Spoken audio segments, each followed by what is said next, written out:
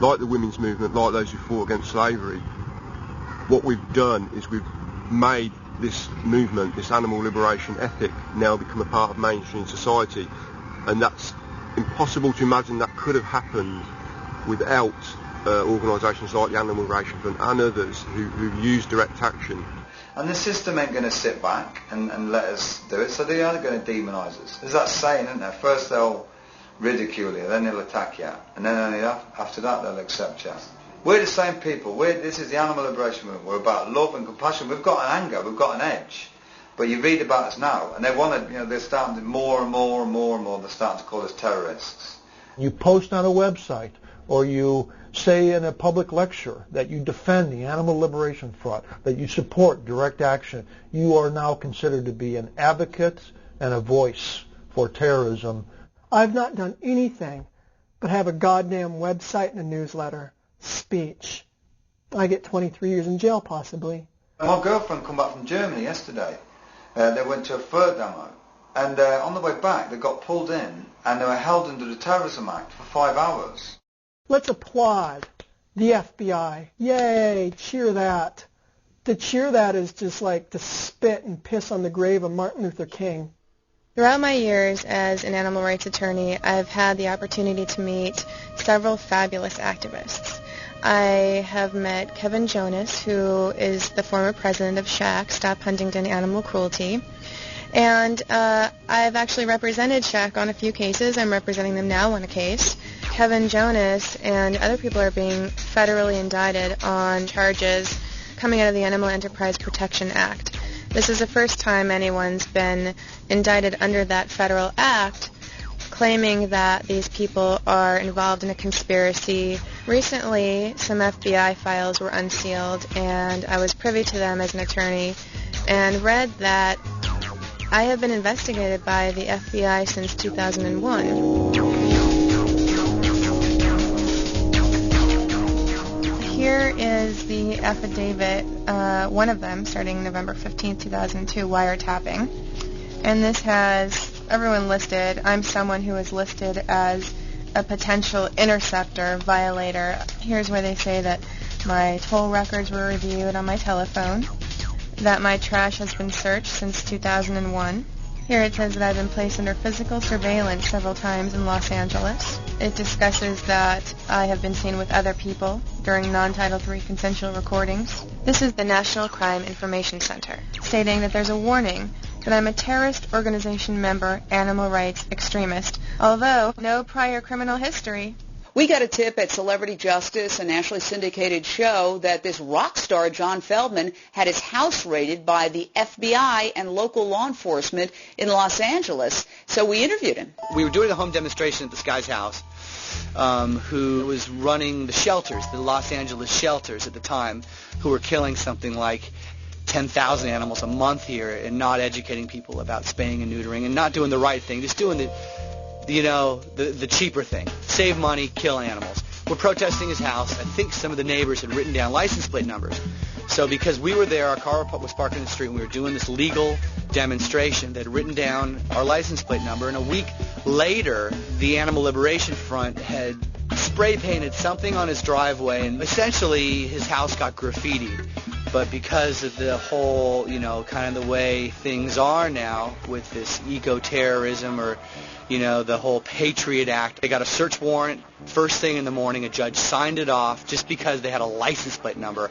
I was, a suspect. But not only, they didn't just come to the house to just say, hey, were you there asking questions? They had a search warrant, and they're saying, if you don't open the door, we're going to break it through with a battering ram, which they showed me. I got home from the gym, I'm sweating from, cardio or whatever, and, next thing I know, there's 12, 14, SUVs, unmarked vehicles, 2 cops kind of get out of the car, guns drawn, put your hands on your head, get out of the car.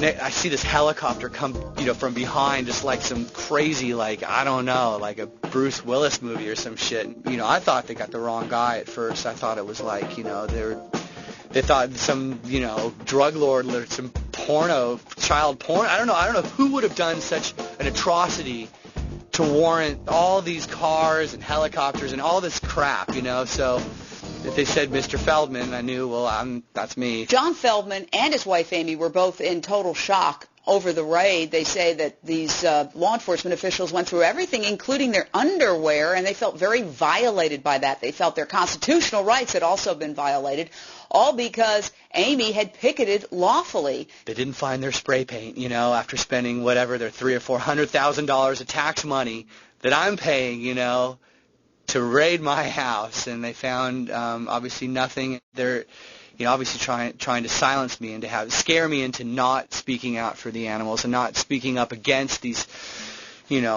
huge, multi-trillion-dollar companies that, test on animals and kill innocent lives. This is about more than just animal issues. It's about freedom of speech. We, as Americans, have a right to discuss the state of animals in this country. And it's an important issue. It needs to be discussed, and people have a right to picket lawfully. In the end, we took them to court. We sued Santa Monica police, and we won. So here I am, and it made me, all it really made me do is just fuel the fire more. It is just too horrific. Funny to think I trusted you. Funny to think that I have spent my whole damn life supporting you. Funny that I believed in you. Funny I thought that you'd be there if I should ever call on you. So now I'm jaded. Friends turn to enemies. Please don't ever be afraid of standing radical. All the best people in history have been radical. Now that I know you work for them, now that I know your life is based around such lies and corporate greed, you only believe what you are told. You only defend laws that are old because this law don't make it right. So now I'm jaded. Friends turn to enemies. All my life, I've done what I've been asked. So who is right? The one behind the mask. We don't face This movement is speaking up on behalf of animals who can't speak for themselves.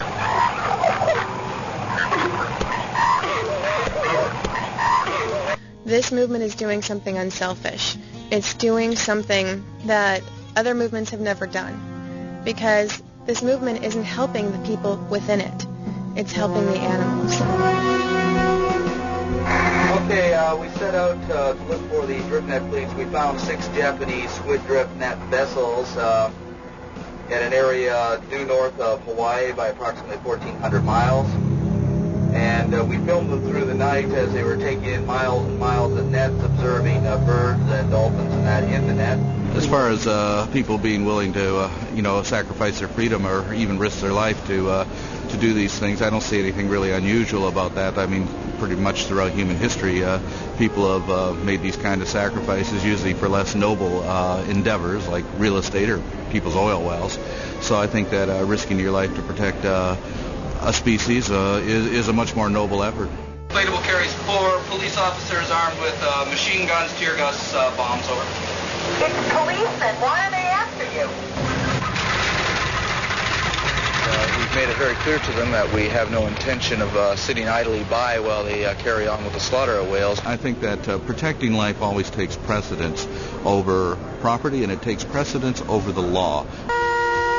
Sea Shepherd, this is the coastal vessel. Owner Alger, you are under arrest. You are under arrest. Well, we intend to stop them from going into the ice.